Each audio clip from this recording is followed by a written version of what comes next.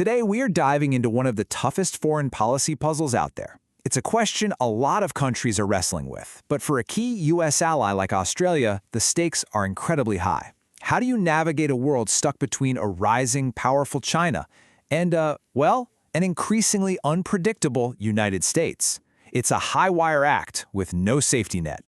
And at the very heart of this problem in Australia, you've got this really deep and, as one top analyst put it, increasingly nasty divide. This isn't just some polite debate in a university hall. We're talking about a genuine battleground of ideas, with two hostile camps so entrenched that finding any common ground seems almost impossible. So, what is this great dilemma exactly? Well, you can think of it as a fundamental clash between two completely different visions for the future. It's a showdown that pits old, historic alliances against new, powerful economic realities. So let's break down these two hostile camps. On one side, you have the China hawks. Their argument is pretty straightforward. Australia has to stand firm with the United States to protect the world order that served them so well. But on the other side, you've got the U.S. declinists. They look at the world and see American power fading, and they argue that Australia has absolutely no choice but to learn to live in a region that's increasingly dominated by China.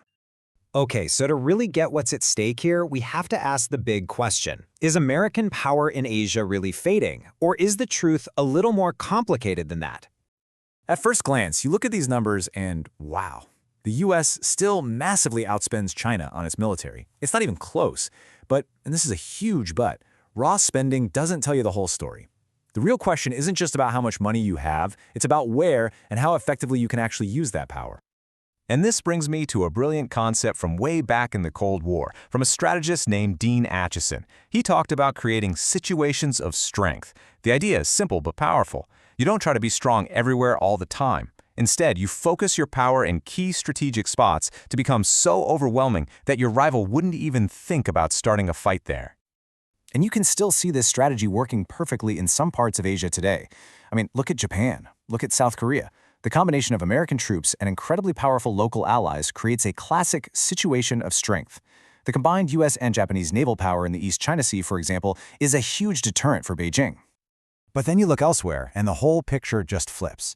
In places like the Taiwan Strait and the South China Sea, the tables are completely turned. China's right there, on its own turf, and its massive investment in advanced anti-ship missiles, what some people call carrier killers, creates dangerous situations of weakness for America.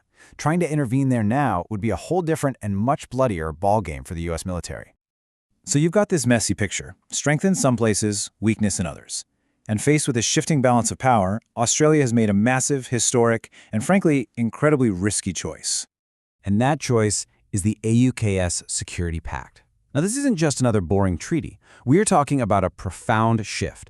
Australia is set to get its hands on nuclear-powered submarines. It's going to host rotations of American bombers that can carry nuclear weapons, and its military bases are getting woven more and more tightly into America's war plans. This is Australia going all in on the American alliance. So, of course, the second you tie yourself that closely to the American war machine, a huge question just pops up. By trying to get safer under the American umbrella, has Australia accidentally painted a giant target on its own back? And the blunt answer is yeah, absolutely. You have to look at this from Beijing's perspective. American bombers flying out of northern Australia can hit China's nuclear missile silos. American and Australian submarines operating out of Perth can hunt China's own nuclear subs, which are their last line of defense. So in a crisis, this gives China a massive incentive to hit those Australian bases and hit them first. And here's the crazy part.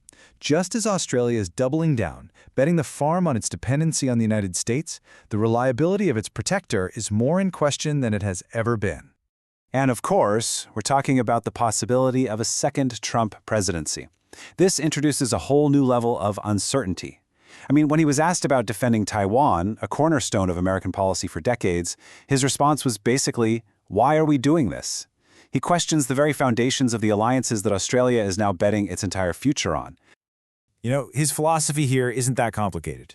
America first sees the world in terms of deals. Alliances aren't partnerships built on shared values, they're protection rackets.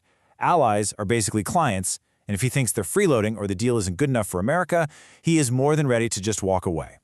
So what you've got is this glaring contradiction.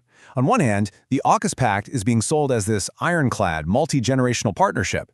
And on the other hand, you have a potential U.S. president who looks at those kinds of commitments and sees a bad deal for America. He offers zero guarantees. And here's the real kicker. It's written right there in the fine print of the deal itself. The U.S. law that makes AUKUS possible explicitly allows a future president to block the sale of the submarines to Australia if they decide it would weaken America's own Navy. And given the U.S. Navy's own submarine shortages, that's not some fantasy scenario under a Trump presidency. That's a very real possibility. So you add all this up, this shifting balance of power, this huge strategic bet with AUKUS, and a protector who might not show up, and it puts Australia in an unprecedented, and let's be honest, a truly perilous position. You know, this quote from analyst Emma Shortis is pretty blunt, but it just cuts right to the heart of the whole thing. Using the language of Trump world, she says all this anxiety boils down to one question. How do we make sure Daddy stays? It really forces you to ask whether this whole strategy of dependence is fundamentally flawed. Just let that sink in for a second. This is the central paradox of Australia's entire strategy. Through AUKUS, it has made itself more dependent on the United States at the exact moment the United States has become its most unpredictable. The risk has been cranked up on both sides of the equation. Which leaves us with this final massive question. If doubling down on the old path of dependency is a losing bet, then what does a new path for Australia even look like? Does it mean more self-reliance, building up its own strength? Does it mean getting much closer to its neighbors in Southeast Asia and the Pacific? Or is it some delicate diplomatic dance that no one has quite figured out how to master yet?